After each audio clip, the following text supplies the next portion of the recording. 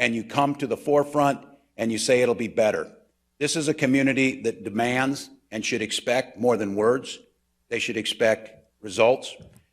Lieutenant Governor Flanagan and I have tried to make equity the center of everything we've done. But obviously in Minneapolis on Monday night, there wasn't a lot of equity for George Floyd.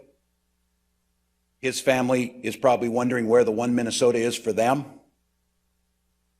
And that's on us as Minnesotans, us as the governor and the team that works with me, to put the things in order to establish order in our streets, to establish and rebuild trust in our communities, to lift those voices up to be heard, not pleading for their lives, but demanding the changes necessary so no one else is put into that position.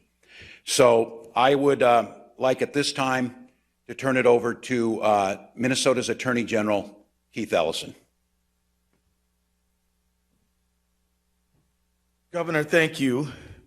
Martin Luther King said many years ago that riot is the way that the unheard get heard. He didn't condone it, but he said to the nation, as a person who always protested peacefully, that don't just dismiss that and ignore it and relegate it to just criminality and bad behavior. Actually ask yourself, what's going on there? And is it something that we as a society absolutely must pay attention to? I think we must pay attention to it. I'd like everyone to recognize the fact that the National Guard just a week ago was administering COVID-19 tests to help people, The presence you see on the street, don't react to them the way you might react to the Minneapolis Police Department. It's not the same group. They have different leadership, different authority, and their job is to try to bring peace and calm back again. Please remember that this is not the group that you associate with unfair conduct, but it's a group that, in fact, just a week ago was trying to make sure that Minnesotans could survive and thrive and live, because we are still in the middle of a pandemic. It is that sense of service where they get involved when it comes to natural disasters, storms, floods, rains, diseases. Now they have to restore order on the streets. And I hope that the community who is protesting will protest peacefully, but not see this as another occupation by another military force. It really is to make sure that there's calm and peace and that everybody can operate peacefully. So please accept it as that. I'm asking that of our community. It is essential, and I've said this before, everybody keeps asking the question, when? And this is a perfectly legitimate question. It is important to know that under Minnesota statutes, the primary jurisdiction for criminal prosecution is with the county attorney in which the offense occurred. And I believe that the message has been sent and received that the wheels of justice must turn swiftly. Not unjustly, expeditiously, thoroughly, fairly, but swiftly. It is important that people have confidence that accountability, no matter who you may be, is how we live in Minnesota. Let me also say that this prosecution, this investigation, this criminal process is important, and and the whole country and the whole world's looking at it, cannot solve the problem. As the governor so eloquently said, events like this start and they come to a conclusion, but we never start the process of real reform. I will submit to you that myself and Commissioner Harrington, under the leadership of the governor, have already started a process on the working group on preventing and reducing deadly force encounters with the police. We have a report that we want attention from the legislature and the entire community on, to focus on that so that we can really get to the bottom of this when it comes to issues of use of force, when it comes to officer wellness, when it comes to community healing, and a whole range training issues, all kinds of things that bear on this issue. And it's not just those things. I believe that the real work of our working group is the implementation of this, and that really begins in earnest now and is more important now, I think, than ever. So I just want to, as I conclude my remarks, I want to say that we have to have a situation where Lake Street, a precious jewel of our state, is a place where Minnesotans can walk again, where businesses can be safe again. But I want to be clear that if the message was this situation with Mr. Floyd is intolerable, absolutely unacceptable, and must change, that message has been sent and received as well. And the governor, myself, the lieutenant governor, all of us are committed to that long-term change. And I can tell you that I spoke with many legislators who feel the exact same way. People in the philanthropic community feel the exact same way. So I think we're going to do some real changing. We're not just going to fix the windows and sweep up the glass.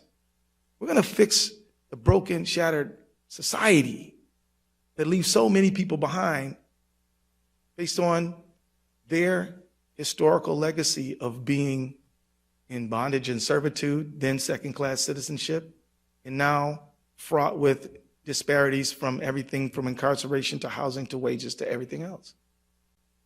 And so with that, I want to hand it over to General Jensen, Major General Jensen, who will further elaborate. Thank you very much.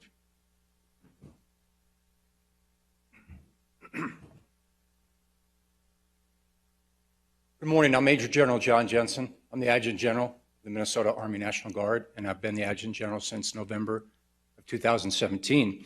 And what I'm going to describe this morning very quickly is the actions of the Minnesota National Guard since we were mobilized under the Governor Walz's executive order.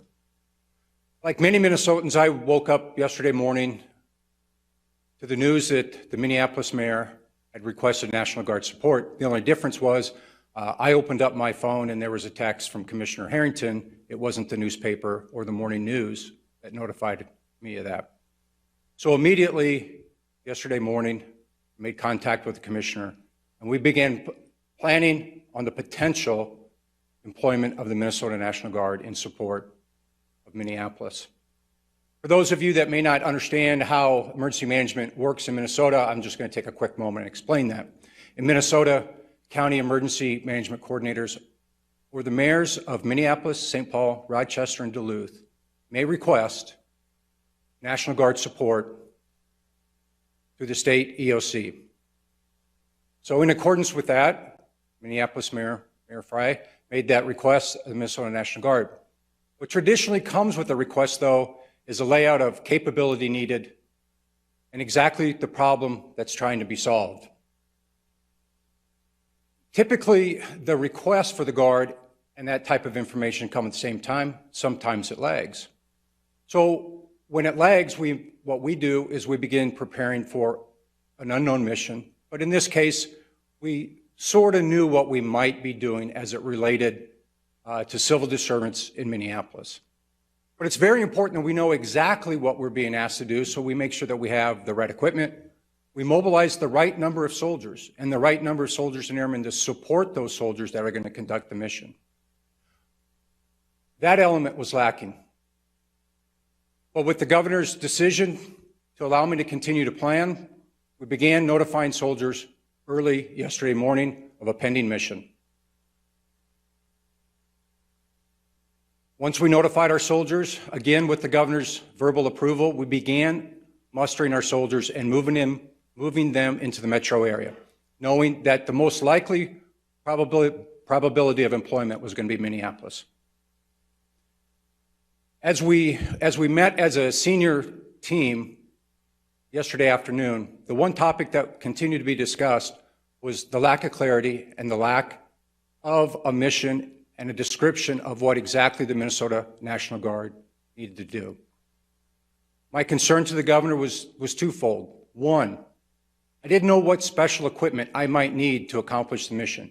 And two, I was very concerned about being asked to move to an unfamiliar area of Minneapolis under the cover of darkness. I wanted to get out when it was still daylight, where my soldiers and my airmen could become familiar with their terrain and familiar with their mission.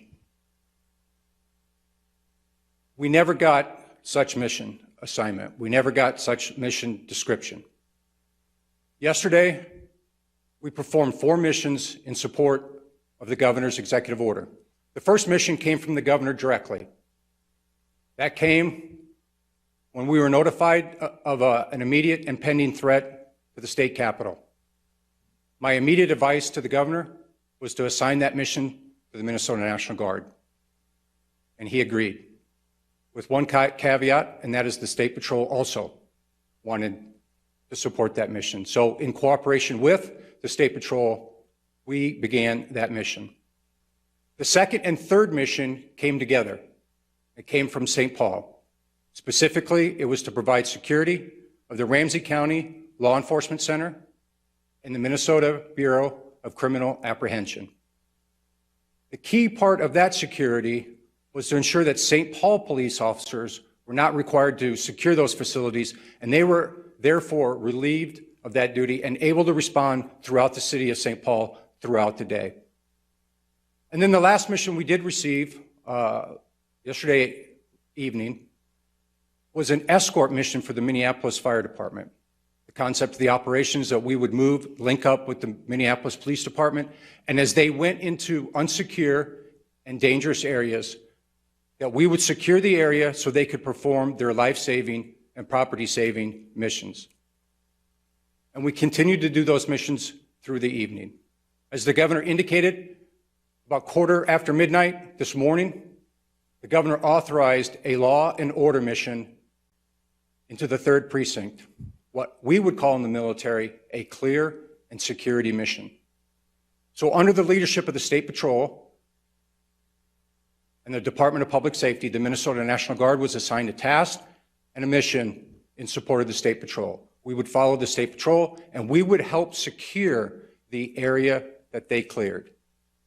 Our soldiers remain in that area as I speak now, still on that mission, still securing that location. So people and MnDOT can come in and begin the cleanup of that area. Now,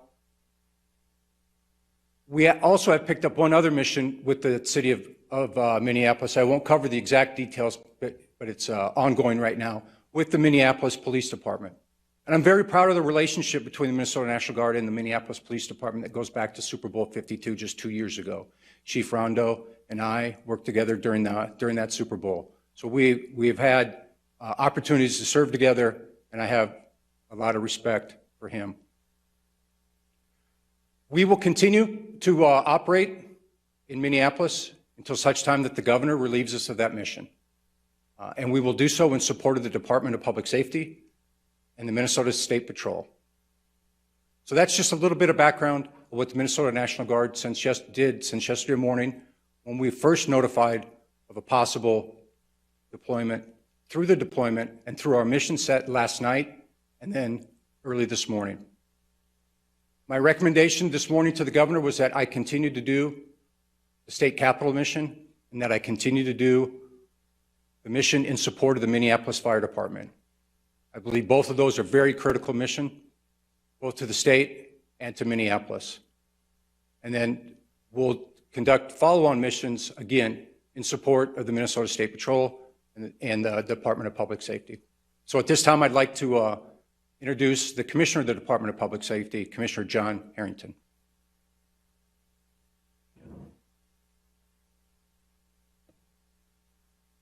Good morning. My name is John Harrington. I'm the Commissioner of the Department of Public Safety. Governor Walz tasked me to prepare options and capacities and capabilities to respond to the civil unrest, protests but more importantly, and really more directly, to the unlawful behavior of the arsonists, the thieves, the burglars, the vandals who were tearing apart the city of Minneapolis. I want that to be clear, that that's, I think, a clear line of demarcation that we were operating under, because it is fundamental to the Department of Public Safety, it is fundamental to the State Patrol that we take an oath to support the Constitution, and that we believe that our work is absolutely essential to allow everyone's First Amendment right to have their voices heard. We were not deployed, and we have not been deployed, and we will not be deployed to stifle free speech. But we will not and cannot allow unlawful, dangerous behavior to continue. I am particularly proud of our relationship with both the Minnesota National Guard, Commissioner Stroman from the Department of Natural Resources, and Colonel Langer, who works for the Department of Public Safety as the colonel for the Minnesota State Patrol. We called and they came. And literally it was that, it doesn't make it much more complicated than that. I said, I'm going to need you, and I'm going to need you here in the city, and I may need you for 2 or 3 days, and I may need you longer than that, and I can't tell you what I'm going to need you to do yet, but I know I need you. And they came. They began preparing readiness to be able to move folks from all over the state of Minnesota, literally from miles and miles away, to come to the metro area to be prepared to help us keep the peace. Over the course of the day, I met with my counterparts in Minneapolis and St. Paul, Chief Arredondo and Chief Axtell, to talk about what missions they needed the state to help them fulfill. The Department of Public Safety at that point was calling to say, we are here to support you. We are your partners. Tell us what you need and we will backfill. We will fill in the gaps. Tell us what you need for resources and we will help you get it. And we did get some very specific missions, and in other cases, we got no real mission at all. And in the absence of a real mission, we began to identify where the critical needs were. We tasked the State Patrol, we tasked DNR, we tasked the Minnesota National Guard to meet specific missions that we were requested to do. But we also tasked them with being flexible, because we knew that if things continued to devolve, that we might need to pivot and we might need to shift from a static post of guarding critical infrastructure to a fast-moving operational approach of restoring order. About midnight last night, I was party to a call where that pivot had to be made, where the mayor of Minneapolis called and said they had no more resources and they were not able to meet the public safety needs and control the behaviors that were occurring on Lake Street. They had lost the 3rd precinct. There was concerns about a gas main, and there was concerns about continued looting and fires burning throughout the city of Minneapolis. And different than our first night, I had comparable concerns of looting and fires being set in the city of St. Paul, and so we had to divide our resources to meet the needs of both of the Twin Cities. The task the governor gave me was pretty simple, actually. It was to pull together a team that could go in, keep the peace, protect people, protect them, protect their safety, protect their lives, protect their liberty, and to protect property that was being burned up literally every minute that we delayed.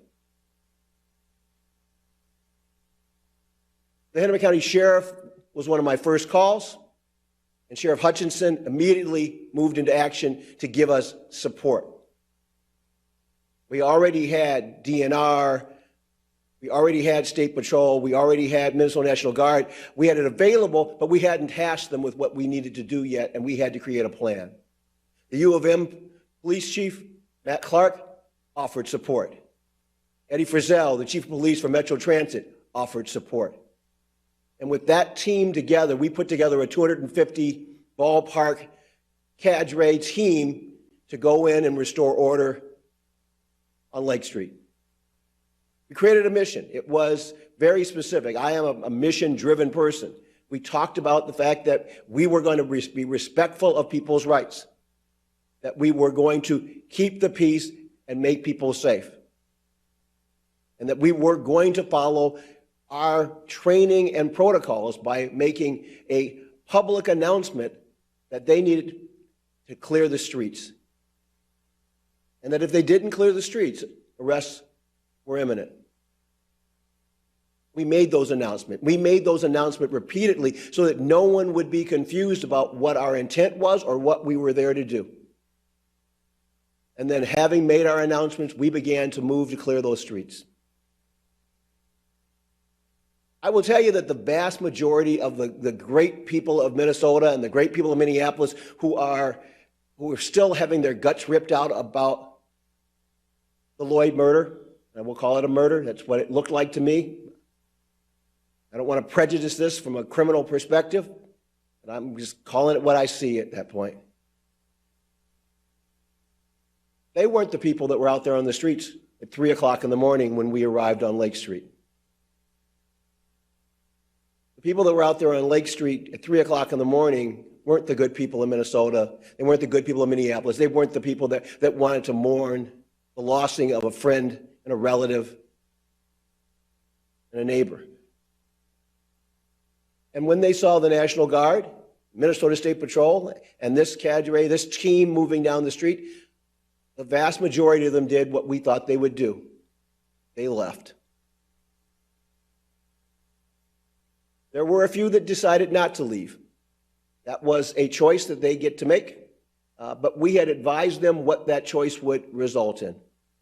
And we took action to respectfully and carefully take folks into custody as was necessary. And it was a very limited and very structured and extremely disciplined approach to making those arrests. I'm very proud of the fact that despite what you've seen over the last few days of gas and canisters and foggers, almost no chemical agent was necessary to be used last night. We did it the old-fashioned way. Command presence, a uniform presence, and a clear intent to keep the peace, restore order, and to keep people safe. My task today is a little different. Having accomplished that mission, and I think we've secured those streets, and I appreciate the fact that I've right now got National Guard folks still holding that ground that we took last night. We need to keep that ground, and we need to prepare for what may come today. Our task today is we're bringing together a unified command of metro area police departments, sheriff's departments, and other law enforcement jurisdictions and other public safety entities into a multi-agency command center where we will create a plan that will keep the peace, maintain the peace, and prevent further lawless behavior in the city of Minneapolis, in the city of St. Paul, and in the surrounding suburbs. We're going to do this the right way. We're going to do it with full knowledge that our oath is to serve the state of Minnesota, to serve the communities, and to protect them. We are fully confident that we can do that mission and that we can do it while still ensuring that the constitutional rights of those who need to have their voices heard and who need to freely assemble can be protected. I can tell you that no one could have heard Mr. Lloyd's voice in the chaos of the screaming and the shouting and the fires at 1 o'clock in the morning on Lake Street. My job is to make sure that tonight that the community is safe and that our team is ready and prepared to keep it safe. With that, I am very pleased to introduce the Colonel of the Minnesota State Patrol, Colonel Matt Langer.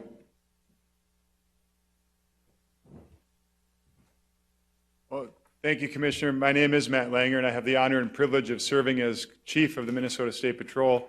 I don't need to rehash what the Commissioner went through in terms of the detail that he provided on the role of the Minnesota State Patrol as it pertains to the city of Minneapolis this week. I was thinking about what to say about this week, and difficult is the first word that comes to mind, and it doesn't seem to represent everything that has occurred this week well enough, but it certainly represents the challenges that the Minnesota State Patrol has faced the last couple of nights as we have worked hard to combat the lawlessness, the dangerous behavior, and the criminal activity that has occurred both in the city of Minneapolis and other places. I'll speak specifically to last night because, as you've heard, shortly after midnight, between midnight and 1 a.m., Governor Walz asked the State Patrol to lead an event in the city of Minneapolis to quell the unrest that was occurring in and around the 3rd precinct. There were many challenges in that area. One of the main challenges in that area was that there were fires set, and the Minneapolis Fire Department was unable to get there and extinguish those fires because they were shelled by those that were demonstrating and choosing to make life difficult for everyone who was trying to improve the condition. So as the Commissioner explained, we assembled a team, both with the State Patrol, the DNR, the University of Minnesota, Transit PD, Hennepin County Sheriff's Office, and the National Guard, and we assembled that team quickly, swiftly, strategically, and we descended into the city of Minneapolis with the one goal in mind: to, as safely and quickly as possible, recover the ground that had been lost to lawless activity and make it safe again, and then restore order, clean the area, and get it presentable so that we can move into the future tonight and beyond with a much different picture of what it means to be a resident citizen and your ability to demonstrate peacefully. That's the mission that we took on. That's what we did overnight. It was difficult, dangerous work for everyone involved, the people that are demonstrating, those that are caught in the middle of a demonstration without the desire to demonstrate, and the first responders that are there trying to do good work. We had a few troopers that suffered minor injuries. I'm thankful they're only minor. They stayed on the line and continued their good work because we needed every single one of them to do this job. We remain ready. We're there today with the National Guard. We're doing our best to hold that ground well and to make sure that we restore order, clean that spot up to the better than it was before, and to continue our efforts to make sure that public safety is of paramount concern as we move forward both tonight and into the future, and then work together to restore order across the entire city of Minneapolis. Just as a side note, we had a couple missions other places last night. Of course, our responsibility at the state capitol, and we also assisted the city of St. Paul with some lawless behavior that was occurring on University Avenue with some of our mobile response team assets. One thing I'll note is that we have troopers in the metropolitan area from all across the state of Minnesota. That was an opportunity that we afforded the governor to make a staffing boost that is within the purview of the executive branch and within the ability of the State Patrol to do on very short notice. My hat's off to those troopers that responded, those DNR officers that responded from all across the state of Minnesota to come for an unknown period of time and to work very, very hard to make Minnesota what we believe it should be, a safe place for everybody. Thank you. I would note before we take questions, and we'll try and make sure we answer every one or as many as you need to ask, I would note to the reporters here in Minnesota, it was about 3 weeks ago I stood in front of you and as we passed 500 deaths by COVID-19 and said that on about the 29th of May we would pass 1,000. That will happen today. So in the midst of this pandemic, we are still working that. We believe, again, numbers are down. ICU bed capacity is stable, and we are doing everything we can. And as you heard from the folks speaking, the vast majority of people out there who were expressing their First Amendment rights and the rage over what happened to George Floyd were wearing masks and were trying their best to social distance and not touch things. I would, before I go to questions, note that the desire to get back to normal is so overwhelming for everyone. When so many in Minnesota would said, what else could happen? We've witnessed this, but I think it's an important time to pause about that is, the problem is for so many of us thinking that normal is where we want to go. Normal was not working for many communities. Normal was not working for George Floyd pre-COVID-19. It's certainly not working now. And so I think as you heard the Attorney General talk about that work that we're trying to look at to use this as a point and not just rhetorically, but a point to make those changes. With that, Mary, we'll start.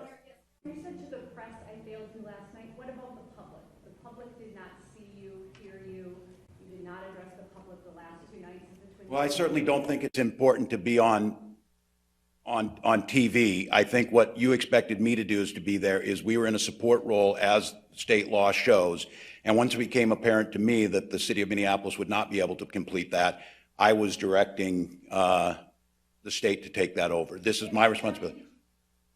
Effectively and enough to the public, your plan? Well, I think obviously if you think I didn't, that's probably the case as a reporter. But I think in the moment of making sure as those decisions were being made and that we were staying in the lane that we were asked to support this, and as it deteriorated, it was at 12:05. There was a decision last night that we made is to come in front of you at that time because that was the transition point, because what you're seeing now is the state is the lead element now, starting at 12:05 last night and those first missions that were carried out. So I think for many of you who know, I try and make myself as available as possible. I think it was important for me to be getting the data and the feedback. I was watching where you were seeing, and to be quite candid, when the third precinct was abandoned, it seemed at that point in time that was a time to move. So. Where were you? Were you in the residence? Did you evacuate? Where were you? No, I stayed in the residences where I work from. I have all the electronic tools, and we were on all night. And as I said, we were taking calls and adjusting, and I was able to track as the situation evolved on going down. There was a dangerous task that I tasked the State Patrol and the National Guard to go down and take that. Those of you who were watching that as I was, as the lawlessness was burning down the third precinct or whatever, that can't be allowed to happen. It took a little while to plan this to get going, but that's where I was at to make sure it was executed. Tom? There were millions of Americans and Minnesotans certainly watching on their TV screens as this unfolded last night. There was almost a complete lack of visibility of local police, state police, National Guard. After much fanfare about how the National Guard was coming in, people watched buildings burn, public and private. How could there not have been a clear mission for the National Guard when they were called in and you knew things were going to happen last night? Yeah, I will let my leadership come back up there. You're absolutely right, and I think that speaks to itself that by shortly after 10 o'clock, it became apparent that structure would go. The way this works is the mayors ask and they take charge and lead on the missions. I'll let the folks come up here said, I see that too. I think the decision made to not engage, and I want to just be clear, there's philosophically an argument to be made that an armed presence on the ground in the midst of where we just had a police killing is seen as a catalyst. My point to that is we don't need a catalyst, it's already burning. And so this is trying to strike that balance. And so I am in total agreement with that. You will not see that tonight. There will be no lack of leadership, and there will be no lack of response on the table. Follow-up, should there have been on every corner in those areas last night as a deterrent, as opposed to having them come in? Well, I would ask, and I'll answer this one, potentially, but the decision on that, as it's made from the city, and on this one, I think I would agree with them. We saw the first night, decisions were made. Up until about 8:30 last evening, it appeared that things were relatively peaceful on that. There was a decision during the day, whether did you occupy the entire city and shut it down after those 24 hours. In retrospect, I'm assuming that yes, we would say that. But at the time, and again, we will not know it as proving the negative, would it have simply started that movement faster, and would we have seen it moved out of the third precinct? But yes, certainly, it's a valid critique and point. Yes. There was uncontrolled looting in St. Paul yesterday afternoon, and you're talking about making decisions at 10 o'clock. Why are you making the decisions then and not coming up with these scenarios as these things are happening just up the street from where... The leadership of communities is led by local leadership, their police force. They were at that time, had sources in reserve, they were not being requested. They were not being requested, and I'm on with them. The reason we're standing here today is, if this would have been executed correctly, the state would not lead on this. The state would have supported those and they would have moved forward. That did not happen. So now today, we're taking that, we're making the decision to go and moving forward. And again, I would go back to Tom's question. Had I known that we were not going to see that or the capability to do it, should the state have come in? Potentially, but I want to be very clear. This, with the exception of the state troopers who have a very specific statutory requirement on the highways, order is to the local police and sheriffs. We do not have a built-in police force. General Jensen is not a police force. DPS has experts in there, but these are not the police force that are on their streets with their people. And so that's a decision that was made. It was in reserve. And yes, keeping in mind as this unfolded, the request came from St. Paul for the Guard to be activated at 5. I had moved on a warning order earlier than that to be prepared. You're really supposed to wait until you get that and start moving them in. That wasn't going to be possible. So by 5 o'clock yesterday, our Guard troops were coming from all over. They were getting activated because of the events that happened the night before, and we were prepared to carry out those missions. And they were there. And as you heard some of these folks, those missions never came.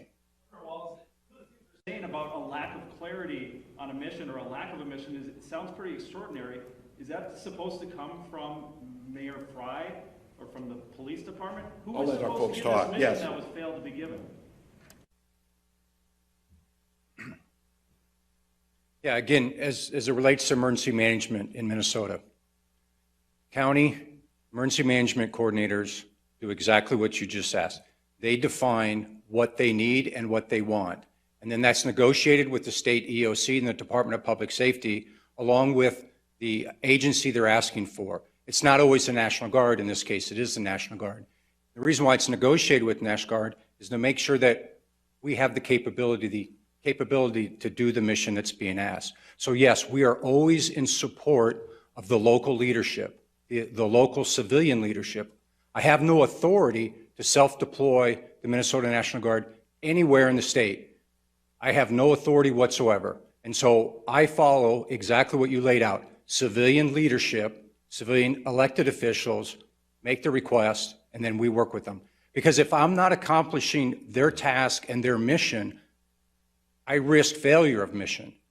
I also risk the chance that I might break the law, right? I can't just march my soldiers down into Minneapolis and say, hey, this is what John Jensen believes we need to do. That's not how our government works, and that's not how our military responds and reports to legitimate civilian leadership. And so what you asked is exactly right. That's exactly how it's supposed to work. Governor Walz, were you told in the morning by Mayor Fry that the plan was to let the protesters take over the 3rd precinct? And if that's true, why did it take until 10:30 for that to happen? And then why were you not called until after midnight to take over the 3rd precinct? I think that's a question you'll have to ask Mayor Fry. It's true that you were told in the morning. I think that the commitment to hold the 3rd was not one that I felt comfortable with, and it's one we discussed during the day. But you were told So early. that the potential that the 3rd precinct would not be held, that's correct. Same thing from sources, that police in the 3rd precinct were told before noon that they would be evacuating at some point. Essentially, the directive that they felt they were hearing was they would allow it to be taken over and to burn. What is your response to that tactic, given what we saw last night? Well, obviously, that was the turning point where we were prepared, and that's where we moved in. That's where we did not believe that the 3rd should be given up, and that's why it's not, and that area was taken back by the force that we put together starting at 12:15, executed about 3:40 a.m.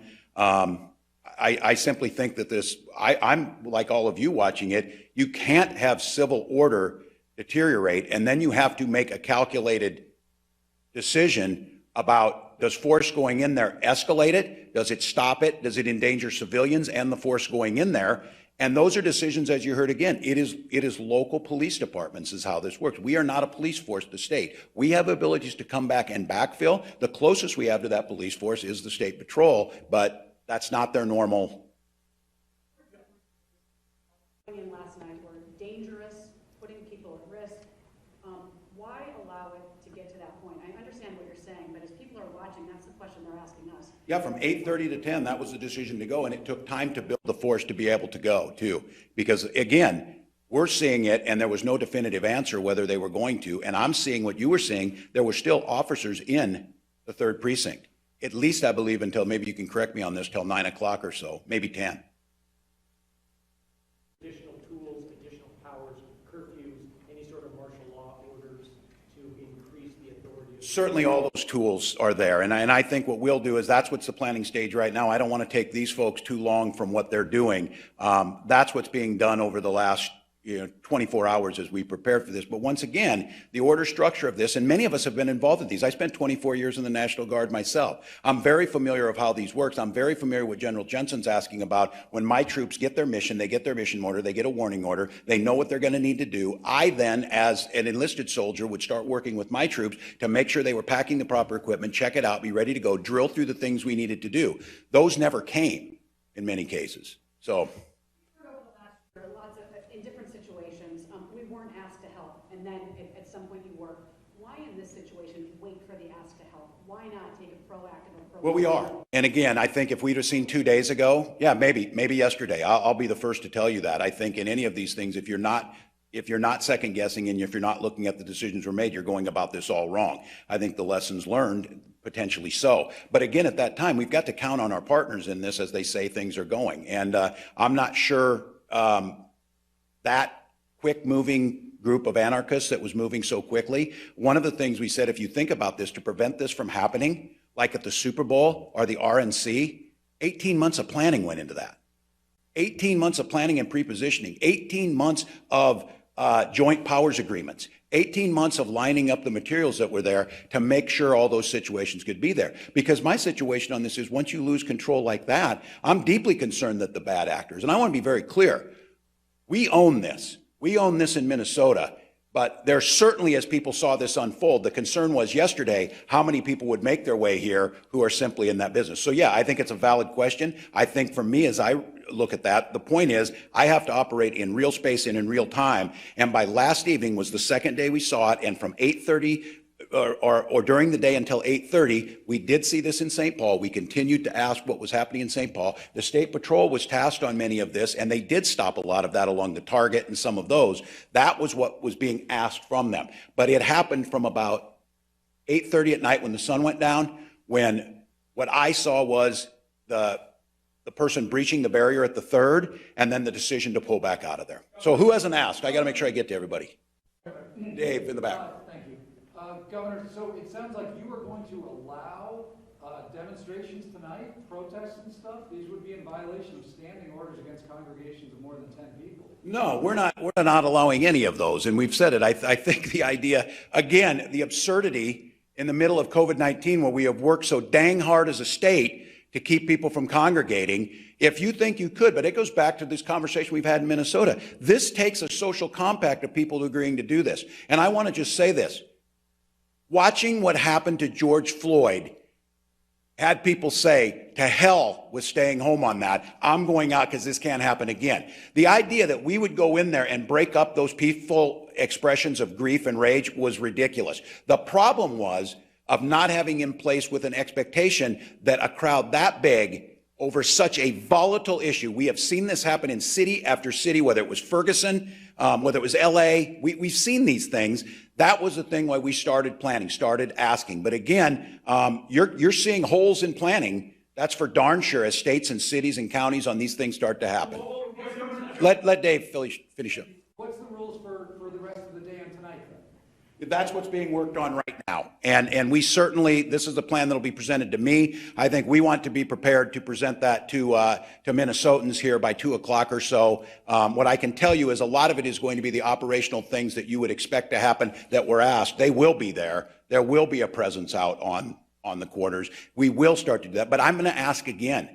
I need to ask Minnesotans, those in pain and those who feel like justice has not been served yet, you need to help us create this space so that justice will be served, and it's my expectation that it'll be swift and that we're able to maintain that order. And so that plan will start to happen today, and it will include, we will think of all the tools that are there. I want to come back to that again. The more of those things you use, the more those are viewed as the oppressive things that led to much of this in the first place. What we're trying to separate is the lawful First Amendment aggrieved citizens who need to express that from the folks who are clearly, I'm telling you what, the farthest thing from people's on their minds as they're burning down a family-owned store at 3 a.m. on Lake Street was George Floyd. And that's what we've got to get at. Let me go up front, Theo. Governor, question for you, question for the general. First of all, are you concerned that the civilian leadership of Minneapolis has lost control of its police department? And for the general, Are the guardsmen armed on the streets, and what are the limits on that use of their armament? I am candidly, I don't think this is a secret to anybody that the tension between the Minneapolis Police Department and many of their communities is a pretty well-known thing. And I am certainly, I don't know any way to express it other than that they had lost faith in them and felt that they were part of the problems. And certainly, seeing a uniformed Minneapolis police officer's knee on George Floyd's neck on Monday pretty much tells you where the public is thinking towards that. So I don't think you could think it was a mistake of who was leading that down there and that it changed the tone that was there. So I am concerned. I think it would be disingenuous. I know this is painful. This is hard. There is going to be recriminations. There's going to be going back and looking at this, as there should be. My top priority now is the immediate security to make sure that what happened the last 48 hours does not happen tonight. The state of Minnesota has assumed that responsibility. I don't think it's going to be easy, because this whole whack-a-mole thing, and these folks are really good at what they were trying to do on causing destruction. The way we're able to stop it is employ these tools with the support of the public to make sure we isolate these folks. And again, as Commissioner Harrington said, the idea that you think you can firebomb a building and not be arrested and spend serious time in jail, I understand that. But the idea that we don't want to make people who are out there still asking, what about George Floyd? What happened to those people? What happened to the people who did this? That got lost in 48 hours of anarchy. That's what we're going to put again. Dumb. We saw 3 television journalists get arrested early this morning on live television. Can you or anyone up there tell me how many looters and arsonists have been arrested over the past 2 days in the Twin Cities? I'm going to use this as an opportunity again. As I said, Tom, I am deeply apologetic that this happened. I understand that the community would believe if this were targeted. As I told Jeff Zucker, the president of CNN, I don't care at this point what the circumstance was, why they got arrested. It is wrong. It is unacceptable, and we needed to correct it. As far as others, who can answer? Yeah, how many? Anybody been charged or arrested? Yes, both St. Paul and State Patrol and others have made arrests on burglary, arson charges, I believe arson charges. I know burglary for sure, that they have been arrested. There has been stops. There has been, in fact, folks incarcerated. I do not know have they been charged yet or not, because I think most of them were done in the last 24 hours.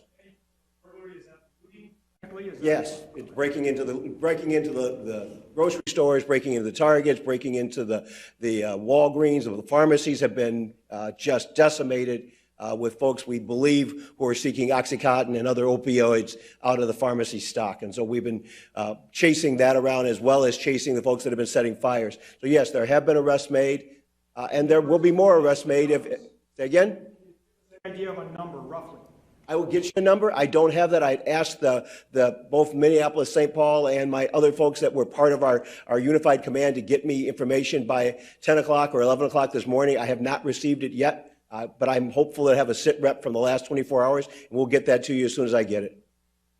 I have to ask your reaction to President Trump's tweets from last night in relation to Minnesota and what he said.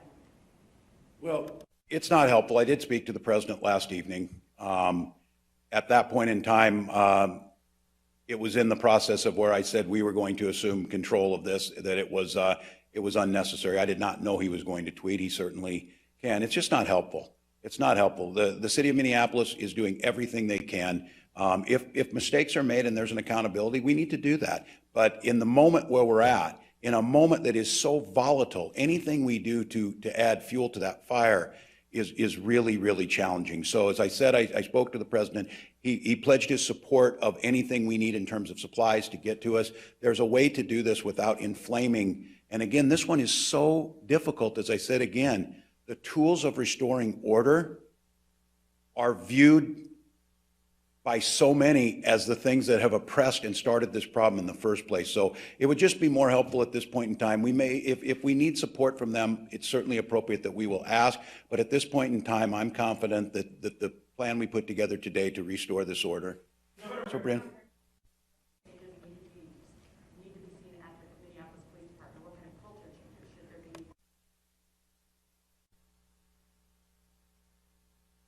Yeah, I don't know. I think maybe this is Commissioner Harrington and Attorney General Ellison, when we first came into office last year, this was one of the things we wanted. And I said this, as a governor, the nightmare scenario of having a police-involved shooting, or as any elected official, is one. So they started working this. I think I'll hear from Attorney General.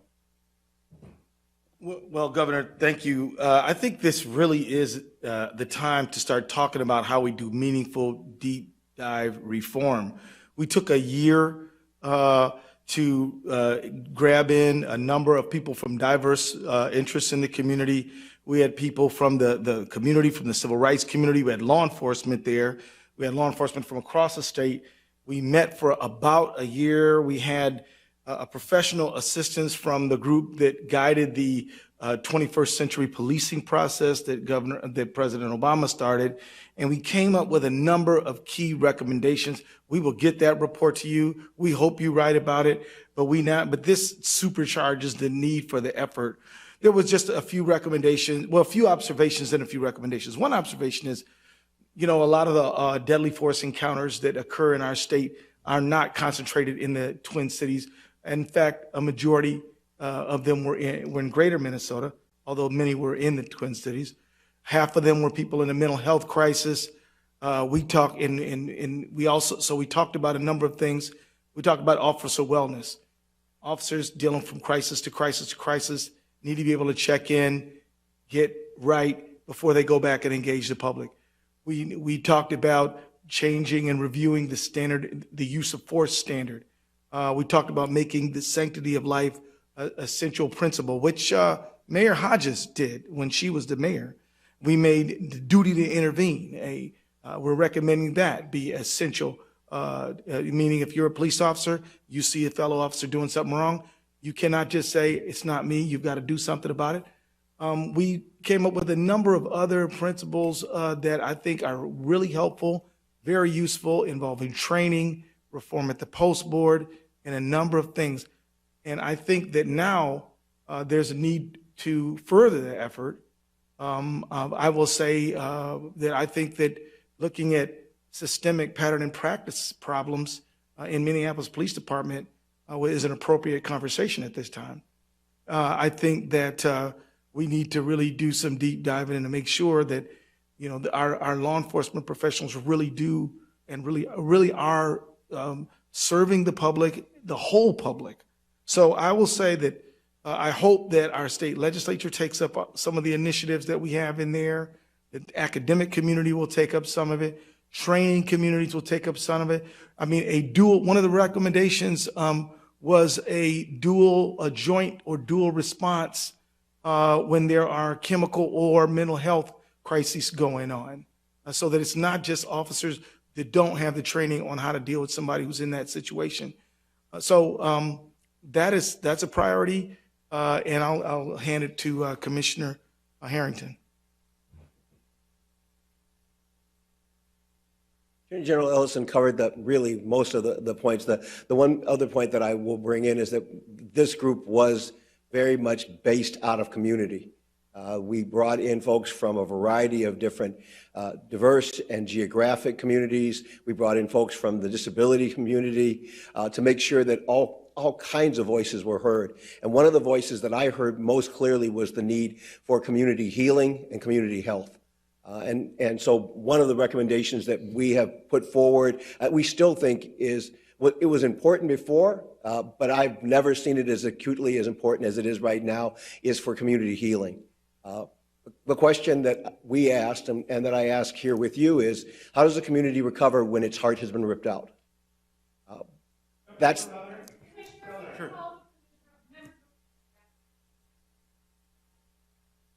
In question being held in custody during this investigation. You have a long history in law enforcement. Why hasn't that happened? We are working with the county attorney, who is the charging authority, to make sure that we are following their guidance as we move forward in seeking the criminal prosecution. Is there a more specific reason though that you can give? Because we've heard that the last few days.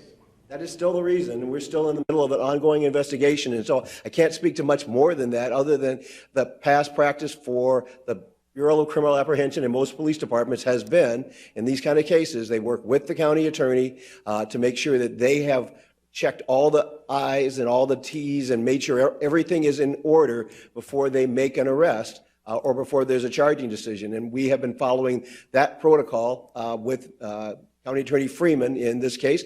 We have some history with County Attorney Freeman in terms of past cases, some successful, some not successful, depending on what your perspective is. So There has to be some difference.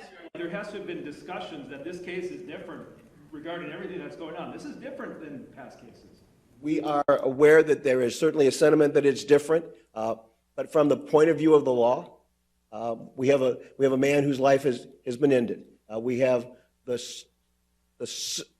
pursuit of trying to find out what were the facts that are surround that, and to be able to create enough probable cause or enough basis for a criminal charge or for an arrest.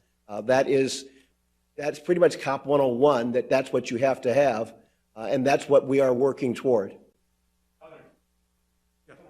COVID-related questions here. Sure.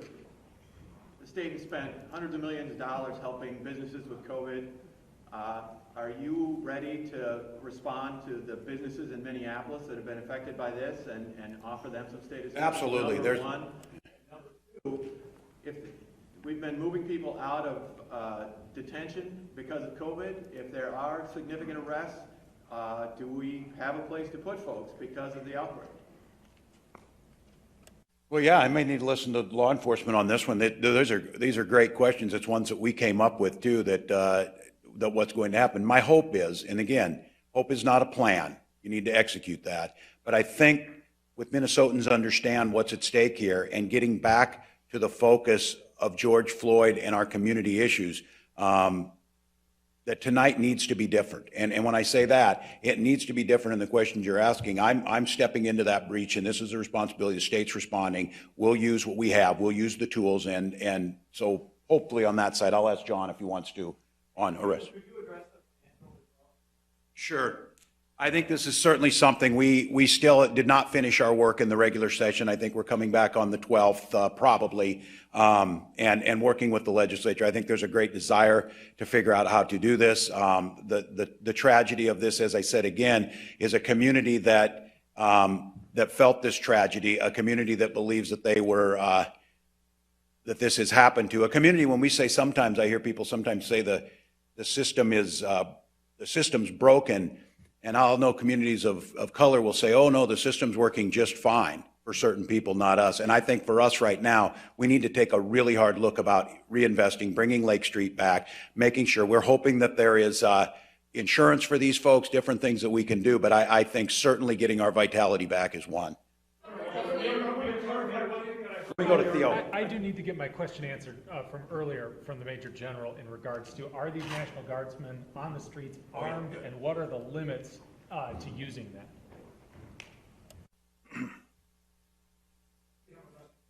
We'll come back. So the first question, are they armed? Yes, they are currently armed. A little background on that. Yesterday afternoon, we received what I assessed as a credible threat specifically to the Minnesota National Guard.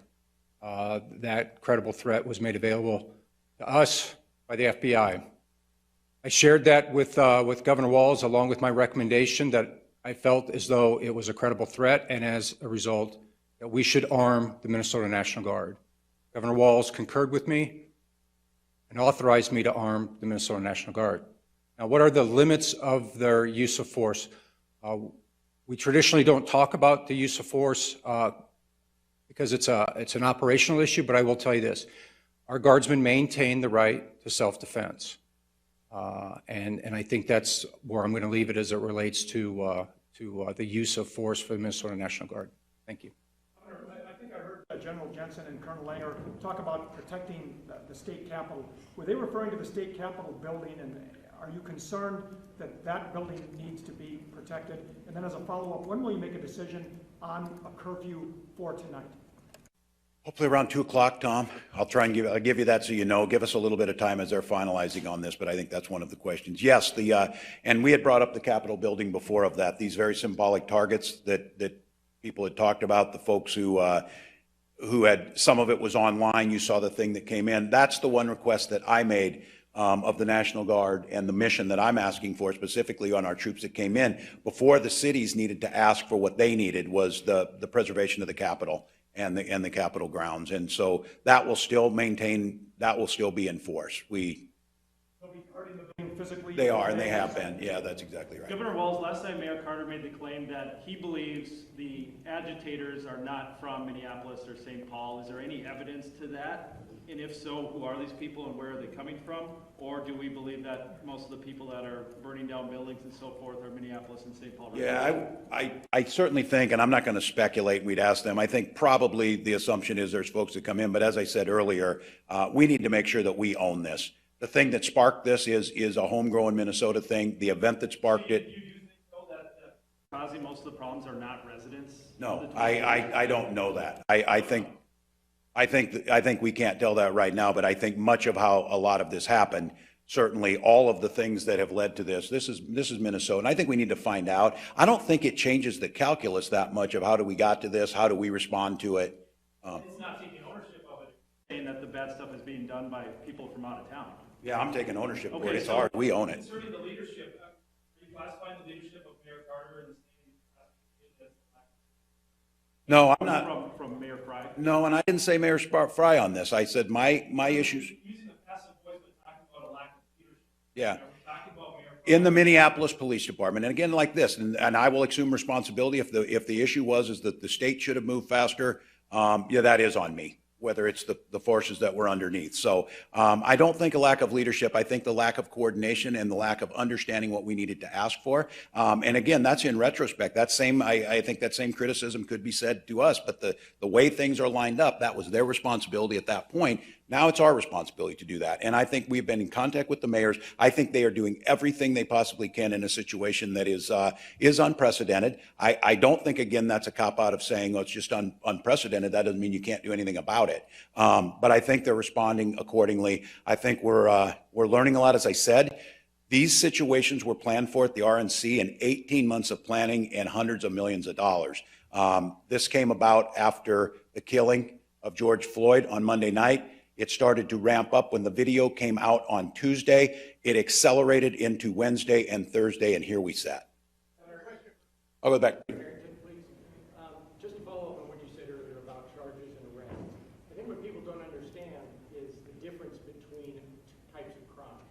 Meaning, Mr. Floyd is not going to be released on the street pending an investigation and subsequent charges. Why, if you have seen what you have concluded from your eyes to be a murder, isn't someone arrested pending the completion of an investigation and pending charges? You have the authority to arrest and hold pending charges. Typically, in a situation where you have actually witnessed a crime and you have the immediate, you are immediately able to apprehend the suspect, it would be not unusual to have made an arrest, brought that person in, and then offered to the county attorney what you were able to cobble together in terms of information to seek a criminal charge.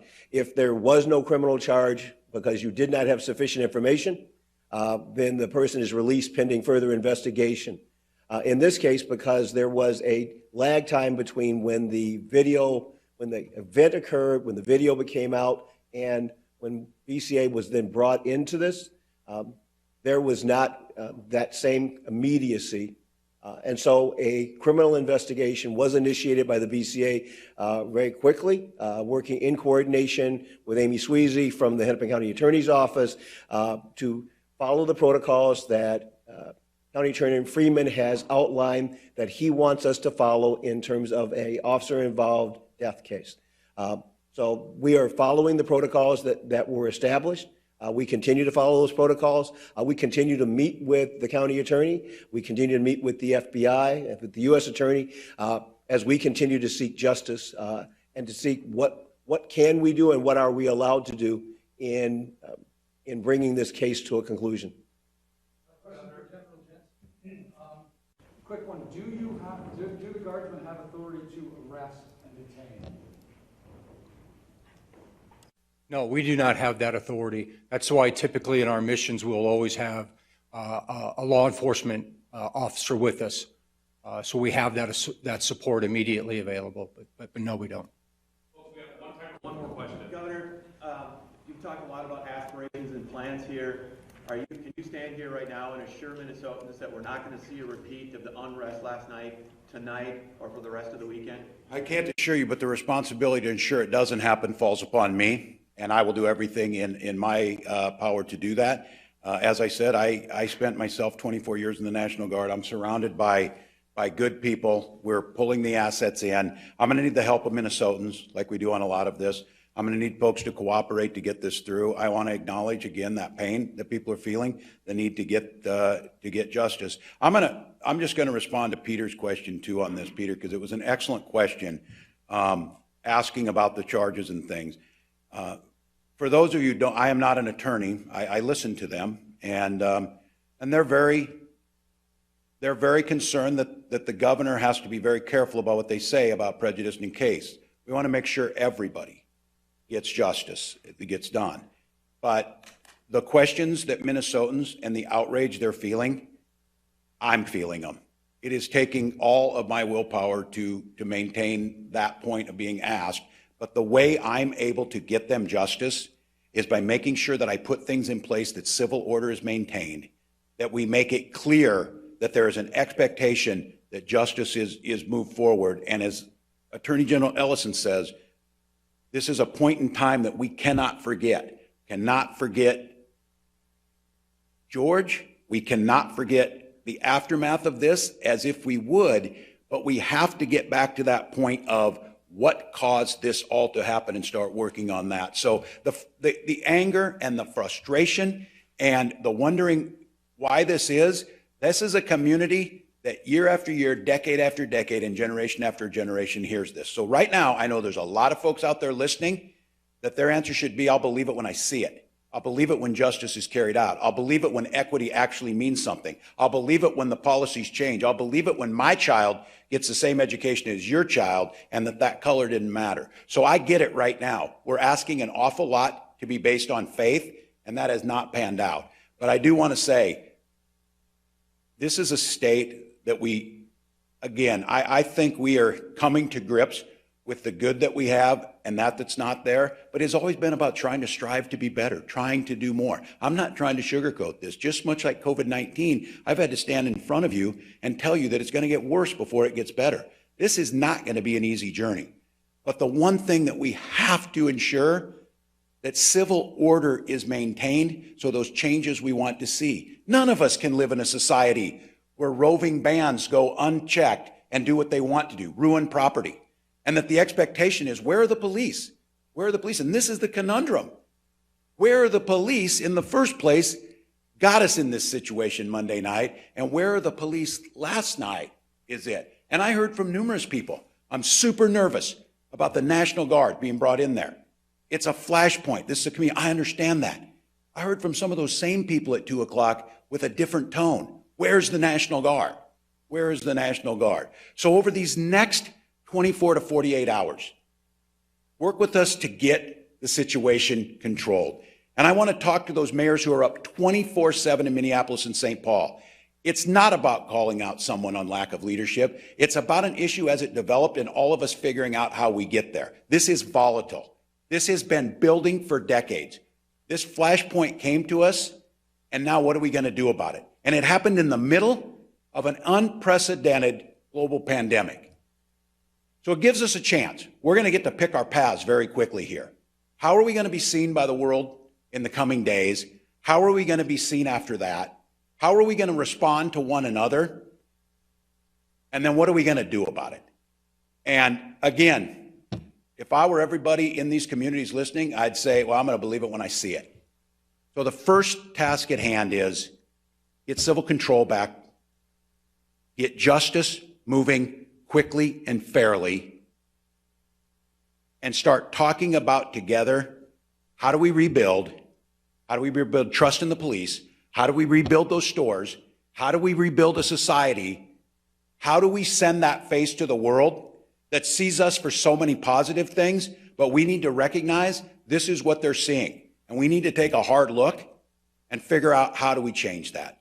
So I want to thank you all. Again, I'm going to close because of the importance I've said with the press. Deepest apologies to the reporters that were out there.